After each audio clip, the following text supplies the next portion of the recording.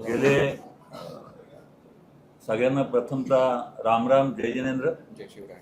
जय शिवराय. गेले अनेक दिवस सातत्यानं आपण बघतोय की वर्तमानपत्रामध्ये वेगवेगळ्या साधू संतांचे काही स्टेटमेंट येत आहेत आणि त्या स्टेटमेंटमुळे विनाकारण जैन समाजाची बदनामी ही संपूर्ण भारतभर होते. आत्ता जे काही 2-3 स्टेटमेंट आले त्याच्यामध्ये प्रामुख्यानं कुठल्या तरी साधूंनी वेड्यासारखं वक्तव्य करून आदरणीय छत्रपती शिवरायांचा अपमान करायचा प्रयत्न त्या ठिकाणी केला. पण मी आवर्जून या ठिकाणी सांगतो की आदरणीय छत्रपती शिवरायांची उंची मोजण्याचा अधिकार हा कुठल्याही धर्मगुरूला जगातल्या नाही.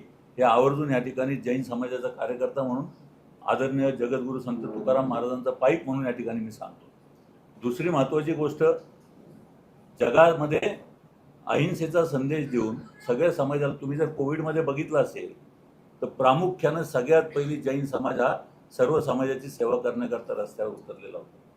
सर्व समाजाला बरोबर घेऊन जाण्याचं जे तत्वज्ञान आहे, भगवान महावीरांची जी शिकवण आहे, जगा आणि जगू द्या, त्या तत्वज्ञानावर जैन समाज चाललेला आहे.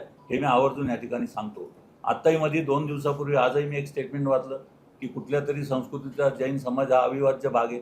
ज्यांना जैन समाजाची हिस्ट्रीच माहिती नाही, जैन समाजाचा उगम माहिती नाही, आगम माहिती नाही, अशा व्यक्तीने जैन समाजाबद्दल जर काही बोललेलं असेल तर त्याला जैन समाज कधीही त्याचं पाठिंबा देणार नाही, त्याच्याबरोबर त्या विचारावर राहणार नाही, असं आवर्जून या ठिकाणी सांगतो.